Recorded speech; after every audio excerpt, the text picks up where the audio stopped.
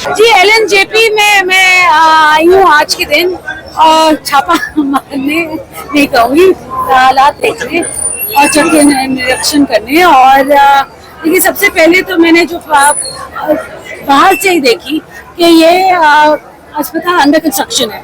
बहुत सारी चीज़ें हैं यहाँ पे, जगह की कमी है, बहुत ज़्यादा कमी है और इसकी कमी में रहते हुए बहुत सारी चीज़ें आज हो भी रही हैं। उनको बेहतर करने की बहुत ज्यादा आवश्यकता है। मैंने देखी है कि हमारे पास डॉक्टर्स हैं, जैसे गायनेकोलॉजिस्ट हैं, 3-4 हैं, मगर उनके लिए कमरा एक है। तो वो एक ही बच्चे का, एक ही टेस्ट महिला को एक कमरे में 1 लाख ला सकते हैं एक वक्त। तो ये बहुत बड़ी समस्या है। तो मैं आज PWD वालों से बोलूंगी कि जल्द से जल्द जो काम शुरू करें। जैसे निकू के बगल में एक MNCU बन रहा है, तो जिसके लिए वर्ल्ड हेल्थ ऑर्गेनाइजेशन ने पैसे भी दिए कि जल्द से जल्द अगर आप किसी चीज को छेड़ रहे हैं तो 10 दिन के अंदर अंदर, स्पेशली जहाँ पे ज्यादा से ज्यादा बच्चों के लिए खतरनाक हो सकता है, आप जल्द से जल्दी काम खत्म करें ताकि कोई भी डिजीज या इन्फेक्शन बच्चों का ना हो। वो काम खत्म करें फिर अगला वाला शुरू करें। ये नहीं कि सारी जगह छेड़ दें और फिर बैठने के लिए, क्योंकि अस्पताल है, इन्फेक्शन का जोन है। और अगर हम इतने ऐसे ही इसी माहौल में अस्पताल चलाते रहे तो इन्फेक्शन बढ़ेंगे, कम नहीं। तो मेरी आज तो पहले तो PMO मैम से ये है रिक्वेस्ट कि जहाँ भी मलबा पड़ा हुआ है ये आपकी रिस्पॉन्सिबिलिटी है, मलबा हटाएं। और मेरे को अगली बारी मैं फोटोज मंगवाऊंगी, आपसे नहीं मंगाऊंगी, मैं यहाँ के जर्नलिस्ट भाइयों से मंगवाऊंगी कि मेरे को फोटोग्राफ भेजें यहाँ पे मलबे के क्या हालात है। साथ साथ मैं अभी फार्मेसी पे भी गई हूँ।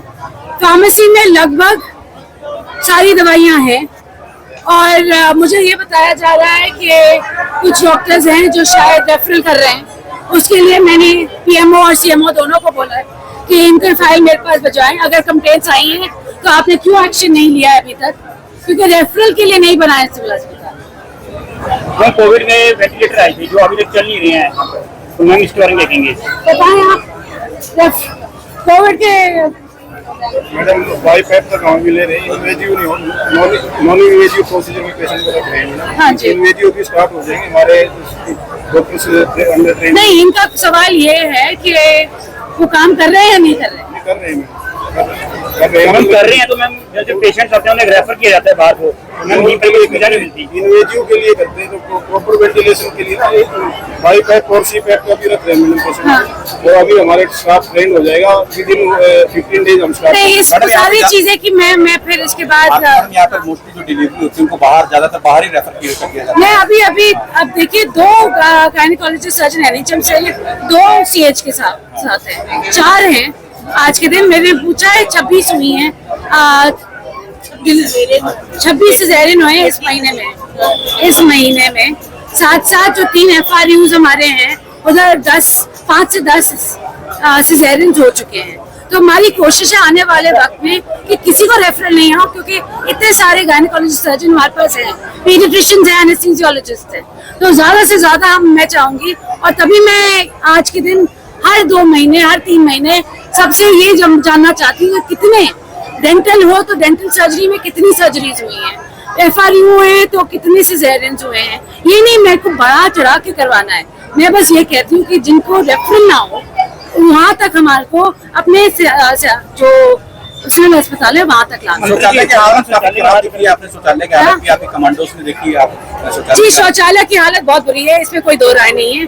मेरे को बोला गया PWD वालों ने बंद किया, ये बिल्कुल गलत है, क्योंकि जहाँ OPD होती है वहाँ आदमियों का है मगर महिलाओं का कोई शौचालय नहीं है। उसको लॉक कर दिया गया था, बहुत ही बुरी हालत है, गंदगी अंदर। और मैंने दरवाजा तोड़ा है तब जाके, क्योंकि मैंने चाबी मांगी है, 2 बारी मांगी, चाबी मेरे को मिली नहीं। सरकारी को नकार भी लगाई है आपने, क्योंकि नहीं, मैंने बोला है मेरे को HCL PWD चाहिए। उन्होंने कहा कि मैंने तो PMO से बोला है, इनके नीचे है कि महिलाओं के शौचालय जहाँ महिलाएं ज्यादा होती हैं, गायनी वार्ड आपका नीचे है, तो महिलाओं का वो क्यों नहीं है वहाँ पे?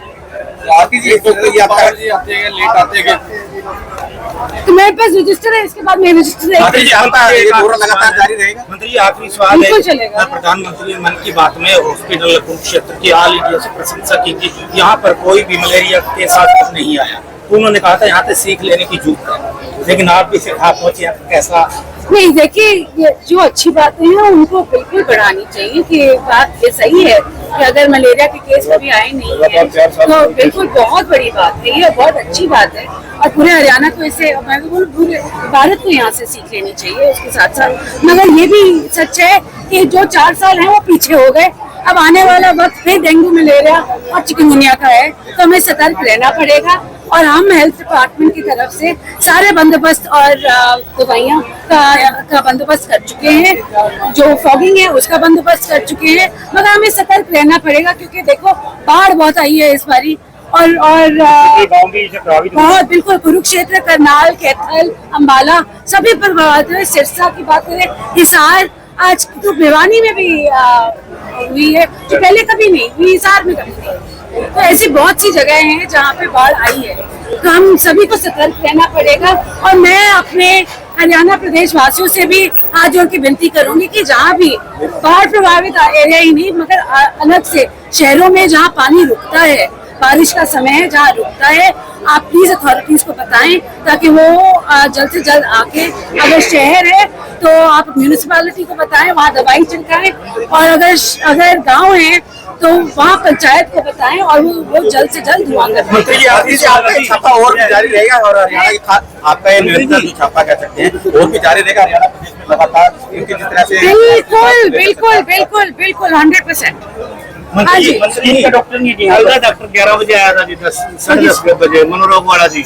हाँ। और वहाँ 300 के करीब मरीज थे, वहाँ जगह खड़े होने की भी जगह नहीं थी पब्लिक बिल्डिंग में।